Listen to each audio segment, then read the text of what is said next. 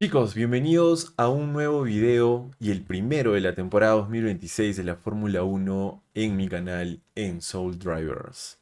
Estoy muy emocionado, muy ansioso, muy sorprendido también por todo lo que pasó en el Gran Premio de Australia hace ya unos días.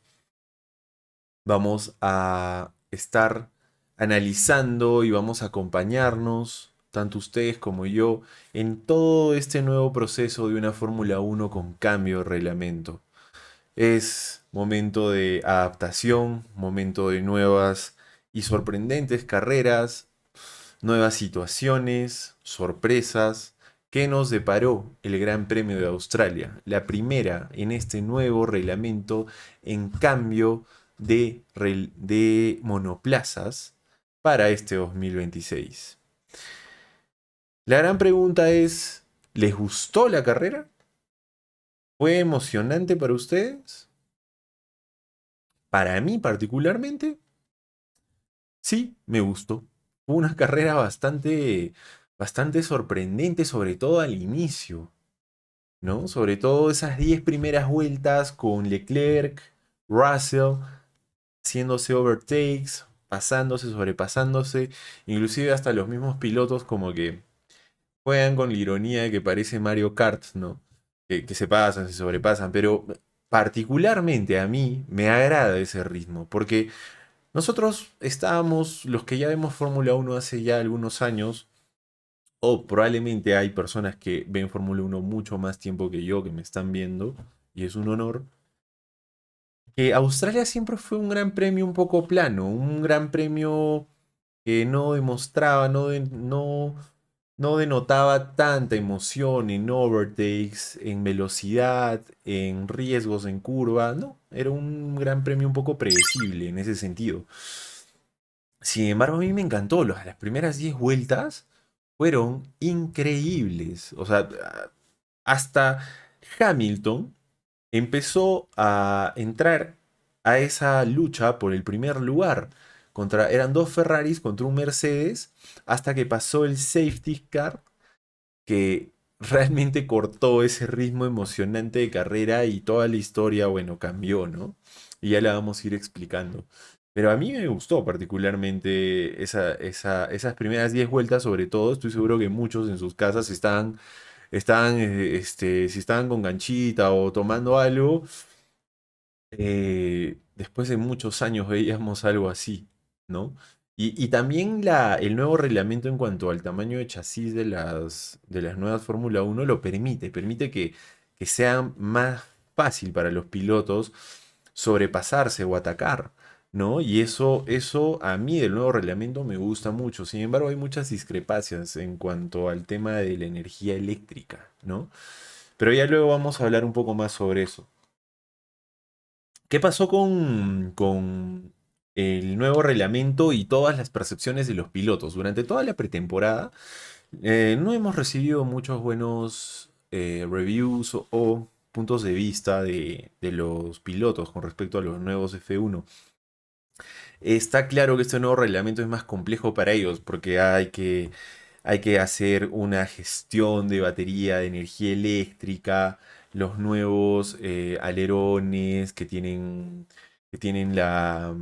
el movimiento activo, etcétera, algo parecido al DRS, cosas así, ¿no? O esta carga de energía que le acumulan en diferentes puntos de la carrera para luego hacer un overtake, o sea, un sobrepaso y atacar al rival que está adelante o defender su posición. Todos los pilotos estaban de acuerdo que no entendían muy bien lo que pasaba con las nuevas Fórmula 1 y Leclerc fue el primero en declarar después de la carrera y decir que las primeras 10 vueltas de lucha con Russell le sirvieron mucho más que toda la pretemporada entera para comprender esta nueva Fórmula 1, para comprender su nuevo Ferrari. Sin embargo, hay algo que no cambia en esta Fórmula 1 2026 y sus nuevos reglamentos. Que en este deporte élite, en la cima del automovilismo deportivo, siempre gana el equipo con el coche más rápido. Y este año está claro que al menos en pretemporada y en este GP de Australia, quien lo demostró fue Mercedes. Mercedes está uno o un par de peldaños por encima del resto. Mercedes es más rápido, es más eficaz en una vuelta, el ritmo de carrera es mucho mejor, los neumáticos se desgastan menos con el diseño y la carga aerodinámica del chasis. Por ende, el conjunto completo del auto hace que Mercedes realmente sea el auto, creería yo, por el momento, ganador de esta temporada. Veremos cómo se va desarrollando a lo largo del calendario el equipo alemán. Y está claro que George Russell es su gran oportunidad de ser campeón mundial si es que el equipo y todos en conjunto son consistentes. Y ya veremos a mitad de temporada cómo van las cosas. Esto recién ha comenzado, recién estamos en el sprint de la temporada, como se dice. Claramente Mercedes no es un dominio como en el 2014, pero en clasificación sí podríamos aseverarlo. La diferencia entre el poleman de Mercedes-Benz y el segundo lugar está cerca a las 8 décimas de distancia. O sea, y para un tiempo de clasificación eso es bastante, es una diferencia abrumadora para la Fórmula Uno. Tendríamos que irnos hasta el Gran Premio de Emilia-Romagna en 2020 como para ver una diferencia entre el poleman y el segundo lugar. O sea, son casi 6 años que no pasaba algo así. Es un dato bastante curioso que quería que ustedes lo sepan. Eh, es un poco triste que hayamos perdido, a consecuencia de la gran gestión y construcción de Mercedes, las clasificaciones luchadas, bastante emocionantes, que se definían por milésimas. Las hemos perdido. Ya veremos en China cómo se desarrolla todo también.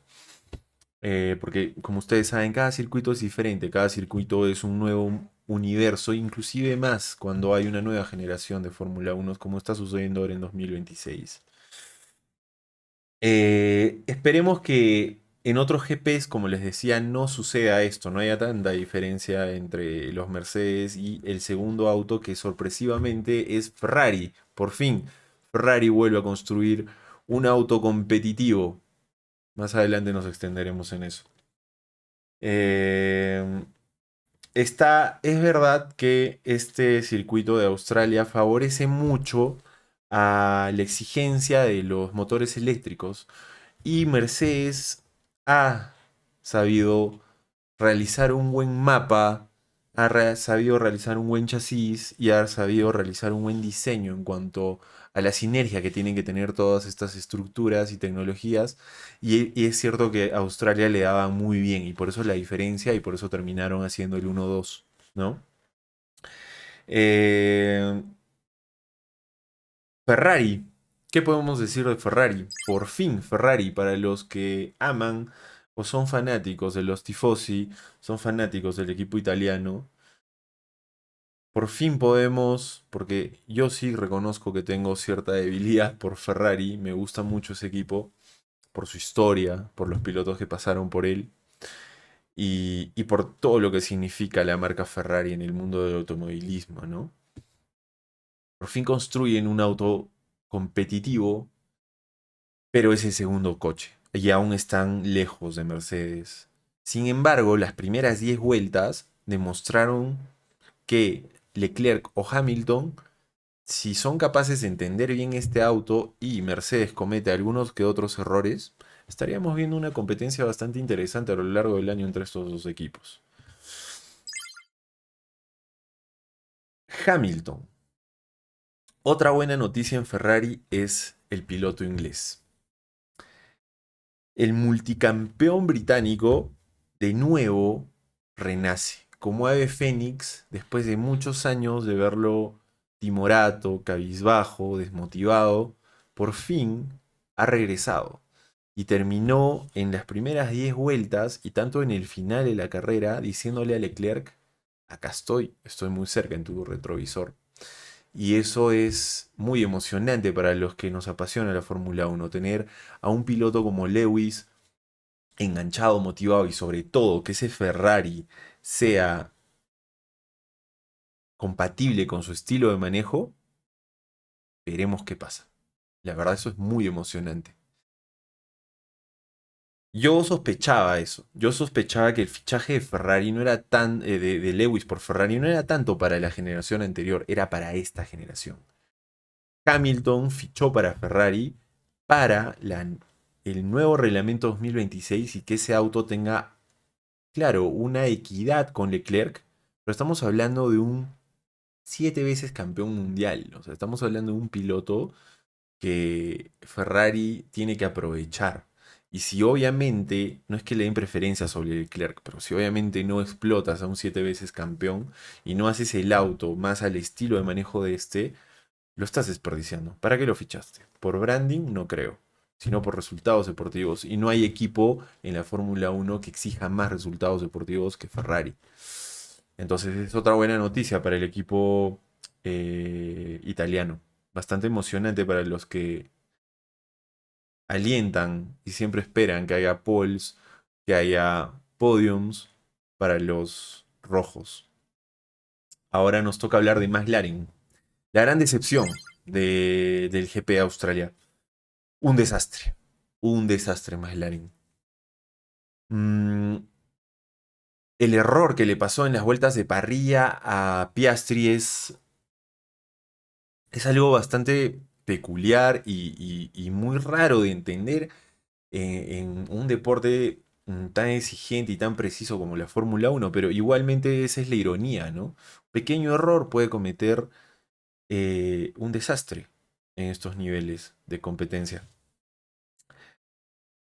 Es una locura que Piastri no pueda correr en su país, con su gente. Ni siquiera partió. Eran las vueltas de parrilla. Fue algo, un error enorme, extraño también. Parece que Piastri entra al piano para girar y hace el enganche de caja de cambios y acelera y esos motores eléctricos o impulsos eléctricos que son muy, muy instantáneos hicieron que pierda el control del auto y boom contra el muro. Una pena, me hubiera encantado ver a Piastri en su país.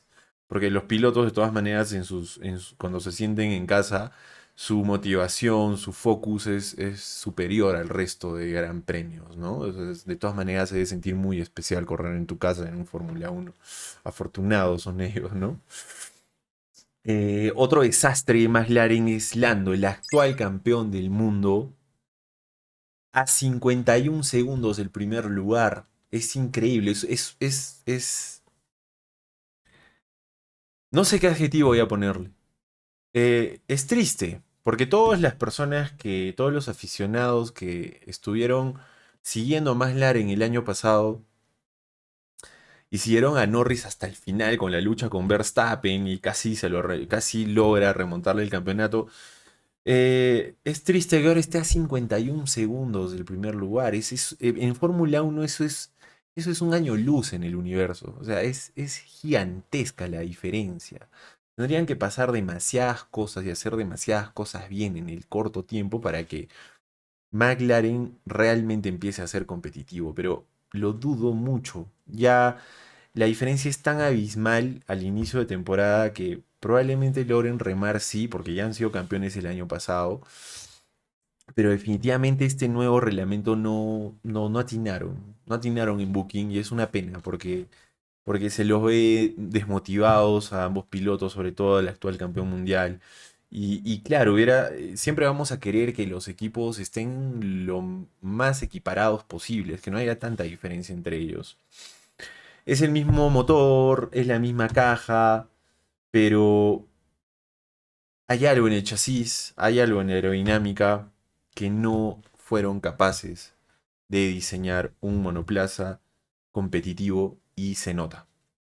La diferencia es abrumadora.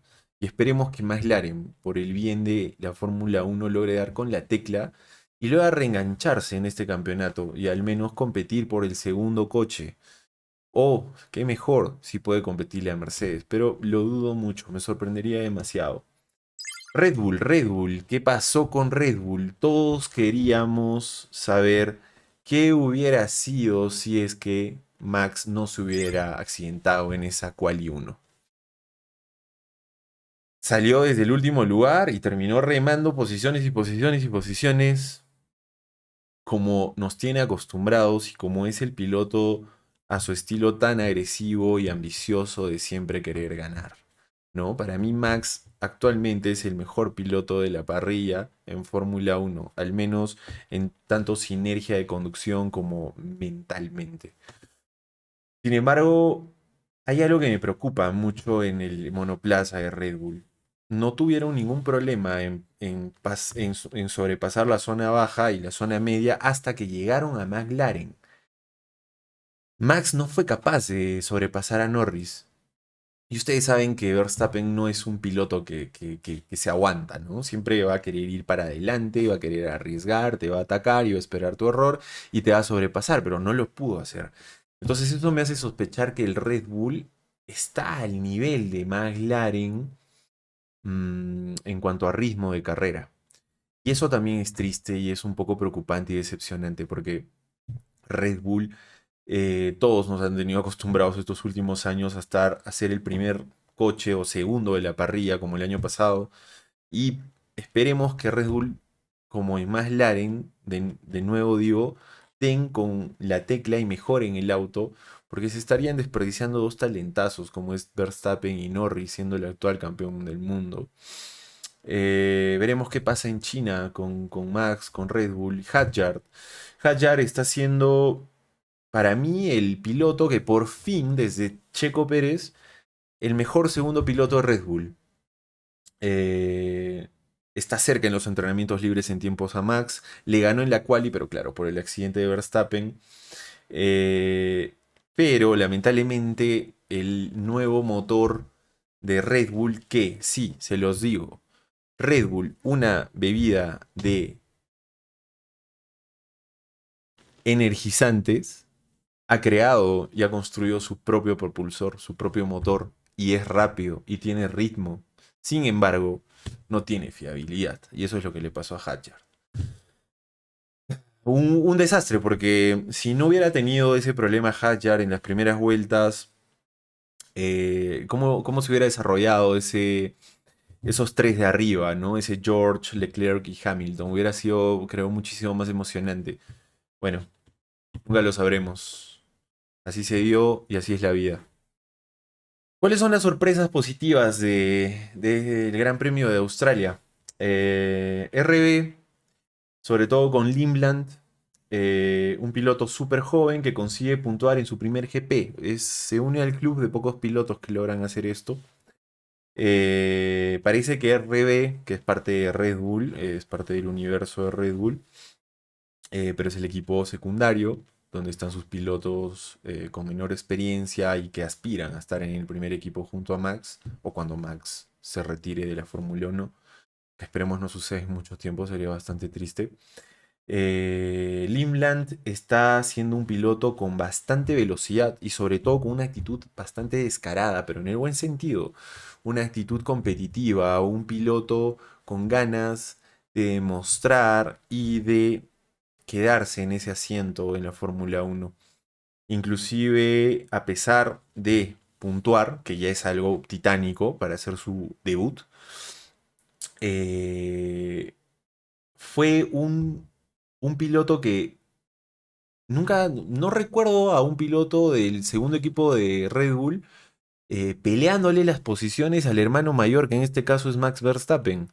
Hubo un momento donde Max no lo podía pasar y estaban en una especie de duelos hasta que, bueno, Limland ya decidió dejar que lo pase, pero o sea, hay que tenerlos bien puestos para hacer eso con Max Verstappen y eso demuestra ese desparpajo, eso demuestra esa actitud de ganador, de competición que todo piloto de Fórmula 1 debe tener y eso me gustó, me pareció muy interesante Limland, esa, esa actitud. Ahora, Audi, una de las grandes sorpresas de la pretemporada Audi, definitivamente, la marca alemana... hace un arranque mundial bastante interesante y positivo. Su motor es bueno, tiene buen ritmo de carrera, tiene un conjunto de pilotos bastante interesante con Bortoleto y Hülkenberg. Tiene talento joven, ambición y experiencia y sobriedad. Es una combinación muy inteligente de parte de los alemanes que está dando frutos. Aparte del auto, eh, es que Audi debería ser, por ser su primer año en Fórmula Uno, debería ser una curva de aprendizaje, ¿no? Debería ser más lento el tener competitividad. Sin embargo, están sorprendiendo y probablemente estén peleando la zona media en su primer año en la Fórmula Uno. Está bastante interesante lo que están haciendo los alemanes en su primer año en este 2026. Haas. El motor Ferrari es bueno, funciona, al igual que en el equipo italiano. Son sus primeros puntos con Oliver Biermann. Es lo que esperábamos para la zona media. Haas siempre ha sido últimamente uno de los equipos más sostenibles dentro de la zona media y que siempre han intentado ser los primeros ahí. Nada, nada sorprendente, es un poco más de lo que ya hemos visto antes y aspiran a ser mejores claramente. Un equipo que no lo veo con desastres y no lo veo con una construcción de auto negativa. Williams, lamentablemente sí. Williams es todo lo contrario, es el opuesto.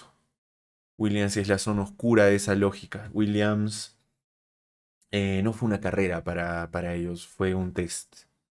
Desde el principio tuvo problemas con el alerón delantero, tienen problemas de fiabilidad en cuanto a la aerodinámica del auto. El alerón no se cerraba bien, perdía carga aerodinámica.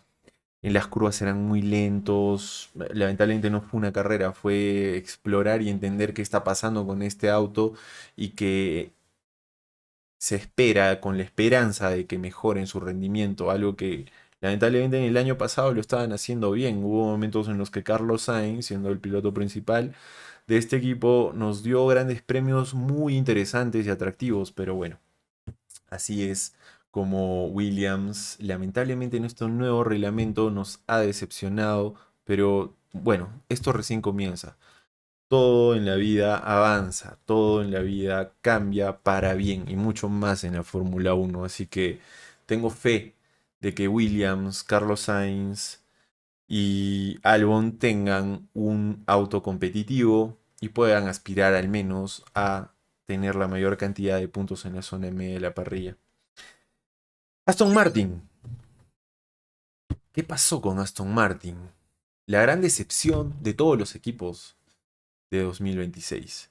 Definitivamente es el equipo que ya no puedes hacer más leña de un árbol caído. Es impresionante que hayan llevado a este nivel tan paupérrimo eh, en un equipo que es de los que más presupuesto en cuanto a inmediatez y desarrollo de tecnologías tiene. Y es muy triste que desperdicien un talento como el de Fernando Alonso en estos momentos. Claramente no lo hacen intencionalmente, pero sí hay una culpa, o al menos hay una mea culpa de Aston Martin con respecto a lo que es el problema mayor en este año, al menos en el Gran Premio de Australia, que es el propulsor. El motor es pésimo. Honda lamentablemente hizo mal las cosas. Adrian Newey lo declaró, lo dijo él mismo. Nos sorprendimos cuando fuimos a Japón y vimos quiénes eran las personas que estaban construyendo y desarrollando el motor.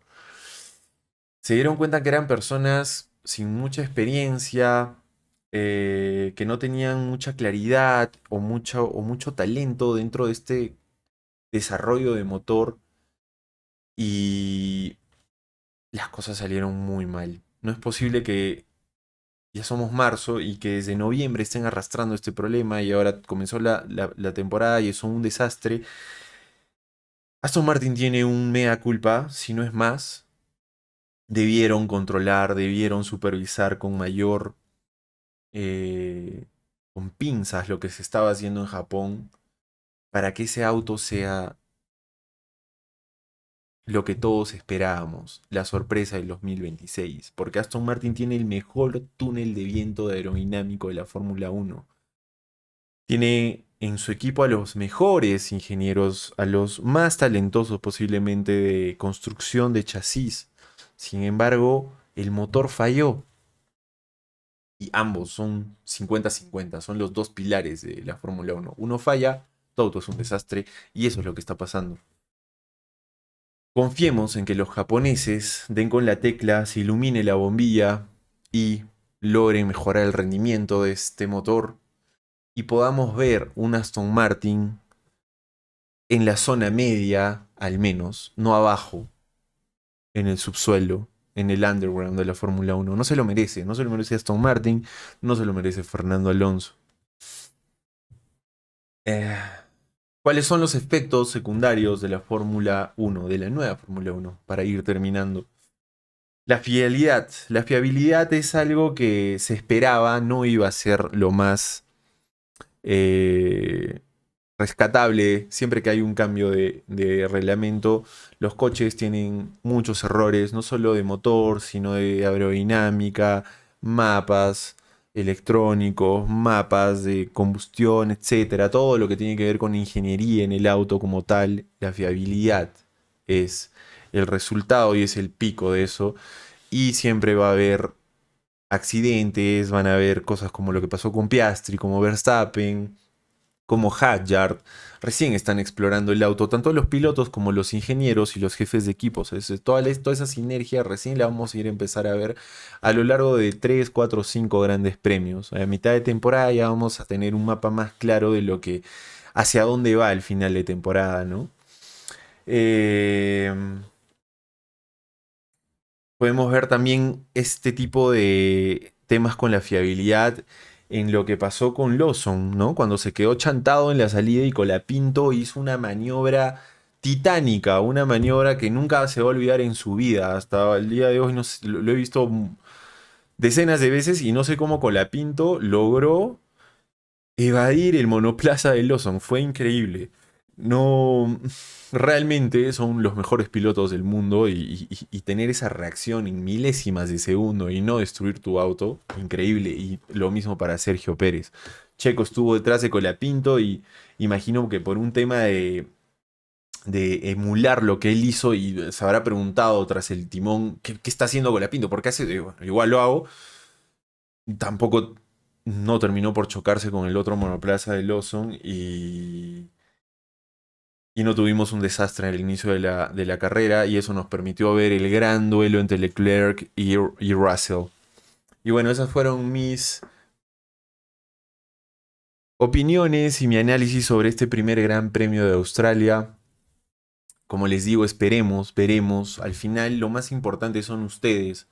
Ni los periodistas, ni los pilotos somos los más importantes en este deporte. Los que mueven esto, los que le dan la pasión y los que hacen historia en realidad son ustedes, son los que los domingos o los sábados se levantan o madrugan para poder ver a sus pilotos favoritos y a sus autos o sus equipos favoritos luchar por podiums, luchar por poles, ver carreras emocionantes y que creo y tengo la esperanza de que este nuevo reglamento lo va a hacer, aunque hay mucha crítica de que son muy artificiales, de que mucha tecnología, mucha electricidad. Bueno, es lo que hay.